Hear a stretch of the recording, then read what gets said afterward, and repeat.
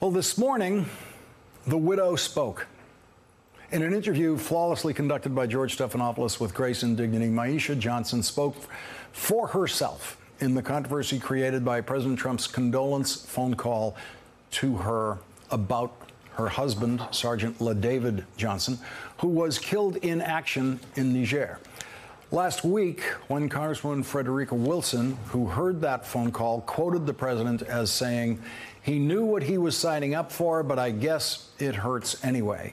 President Trump angrily disputed that account. President Trump tweeted, "Democrat Congresswoman totally fabricated what I said to the wife of a soldier who died in action, and I have proof, sad." And here is what Myeshia Johnson said about that this morning.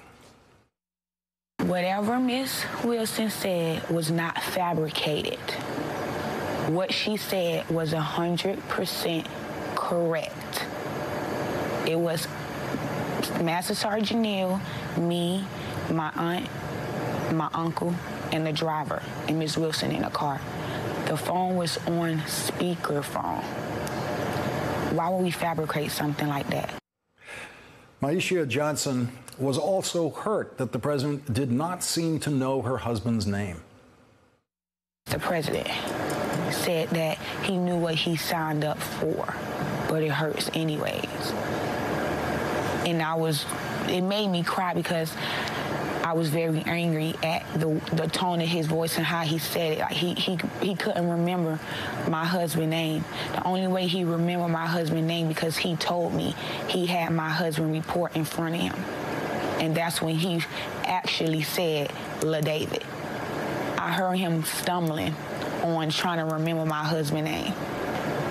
And that what hurt me the most, because if my husband is out here fighting for our country and he risks his life for our country, why can't you remember his name? And that what made me upset and cry even more, because my husband was an awesome soldier. He did what it take people, other soldiers, like 5 years to do in 3 years. Here is the president's tweeted response to that interview. "I had a very respectful conversation with the widow of Sergeant LaDavid Johnson and spoke his name from beginning without hesitation, exclamation point." And so once again, the president is disputing a report of that phone call, this one by the person the president was actually speaking to in that phone call. The president says it was a very respectful conversation. Now, a conversation has at least two parts, at least two speakers. And so George Stephanopoulos asked about the other half of that conversation. What did you say to the president? I didn't say anything. I just listened. But you were upset when you got off the phone. Oh, very, very upset and hurt. Very. It made me cry even worse. Myeshia Johnson still has nothing to say to the president. Is there anything you'd like to say to the president now? No. I don't have nothing to say to him. Well, at least there was no name calling from the White House today, as there was last week when Congresswoman Frederica Wilson described the president's phone call. President Trump then said that Congresswoman Wilson was lying, and the White House Chief of Staff John Kelly called her an empty barrel. Kelly attacked the Congresswoman at length in the White House press briefing room and refused to ever say her name. And it is very hard now to make sense of what earns an attack from the Trump White House or earns praise from the Trump White House. Southern Baptist pastor Robert Jeffress was praised by the president on Friday when the president called him a wonderful man in a tweet. The president was using his office to try to help sell books for the pastor in that tweet. And here is what Robert Jeffress has said about John Kelly's religion. Today, the Roman Catholic Church is the result of that corruption. Much of what you see in the Catholic Church today doesn't come from God's word. It comes from this cult-like pagan religion. So if you call Catholicism a cult-like pagan religion, Donald Trump will call you a wonderful man, and John Kelly will not call you an empty barrel. Everything John Kelly said about the woman he called an empty barrel has turned out to be untrue. Every word of it. And a congresswoman stood up and in the long tradition of empty barrels making the most noise, stood up there and all of that and talked about how she was instrumental in getting the funding for that building and how she took care of her constituents because she got the money, and she just called up President Obama, and on that phone call, he gave the money, the $20 million to build the building. And she sat down, and we were stunned that she'd done it. Even for someone that is that empty a barrel, we were stunned. Congresswoman Wilson was at the dedication of that new federal office building in Miami that would house the FBI because she pushed the bill that named that building for 2 FBI agents who were killed in the line of duty. And she never claimed to get 1 dime of the funding for the building because she didn't help get the funding for the building.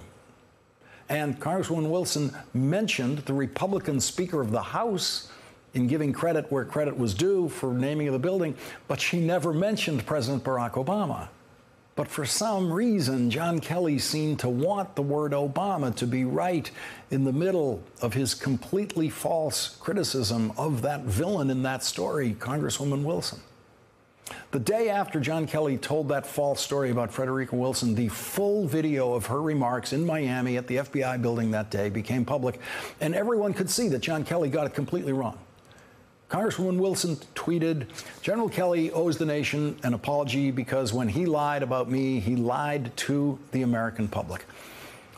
As I said on Thursday, when John Kelly went into the White House press briefing room to defend the president, everything John Kelly said about the procedures that the military follows for soldiers killed in action was clear and instructive and deeply moving. And everything John Kelly said about his own experience of the loss of a son in combat and the continued service of another son in combat was nothing less than noble. But John Kelly brought a villain with him into that briefing room that day, a villain who was not worthy of being given her real name, a villain who he simply called an empty barrel. And in the middle of that story about that villain, who happens to be a black woman, John Kelly made the name of the black president suddenly appear for absolutely no conceivable reason. Now, I know that many people might rush to the conclusion that race had something to do with that. And more people might rush to the conclusion that race had nothing to do with that. But the truth is, we don't know. We don't know why John Kelly told a completely false story about Congresswoman Frederica Wilson and President Obama. We don't know. That's what apologies are for, to try to remove doubt that something we've said that could be interpreted in a truly awful way was not meant that way. This is where I truly wish I could read you John Kelly's apology, and I wish that that apology was as heartfelt and deeply moving as what John Kelly had to say on Thursday about the lives lost in combat, including his own son. But Donald Trump believes that apology is a sign of weakness, and we don't know what John Kelly thinks about apology. We don't know if John Kelly understands that in civilian life, sometimes the most important sign of strength and decency is an honest and convincing apology. By the end of the day on Friday, the worst thing that we knew about John Kelly is that everything he told the country about Congresswoman Wilson was not true. And 3 days later now, the worst thing we now know about John Kelly is that he still hasn't apologized to the Congresswoman or the country.